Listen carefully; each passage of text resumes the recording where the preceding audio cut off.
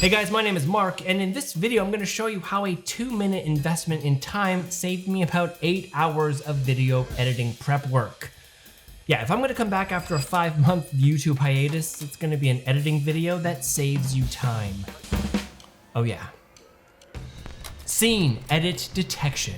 What is it exactly? Well, it's a feature in Premiere Pro that can automatically detect original cut points in your footage or existing video files. This is a consolidated ProRes export of my backglass video. Now you can see here it's a clean video file, and any of the cut points aren't represented in the video layer itself. Now if I want to find a cut point, I need to manually find it and make the cut. This takes time to do if you don't have the original edit to work from, and sometimes depending on those timelines, that's a good thing.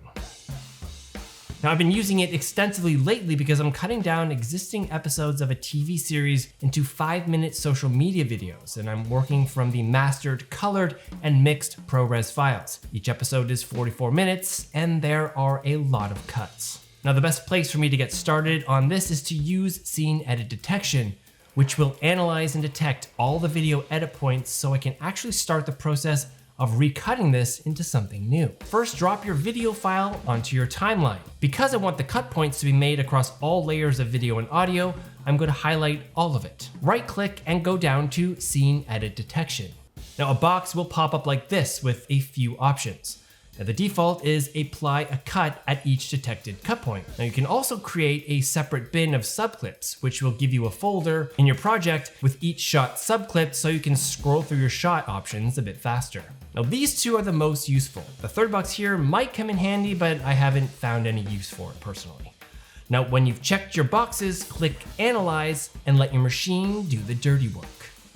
Now, depending on the duration of the video and the speed of your system, this can take anywhere between 30 seconds to just over 3 minutes, but it's time well spent. Doing 11 one-hour episodes, this 2-minute investment in time is saving me at least 8 hours of work, and that's just to get started. Now, when it's complete, you'll see all the new cut points made for you. I've also got this bin here where all my subclips are placed, which can make it much easier to scroll through specific shots you're looking for. Now this is a great feature when cutting existing master files and really speeds up the prep time before you can get into the actual editing, which is why I love this feature so much. Now, it does work flawlessly for hard cuts. Some specific transitions might throw it off a bit, but unless the video is all lengthy star wipes, it's something you can easily depend on for accurate edit detection. Now I also know DaVinci Resolve has a similar feature, so this isn't something exclusive to Premiere Pro, but since this is how I'm currently using it, it's what I'm focusing on in this video. All right, well that's it for this video. Hopefully it's been helpful, and best of luck getting your edits done. Thanks as always for watching, and I'll see you soon because I've got some lens stuff to talk about.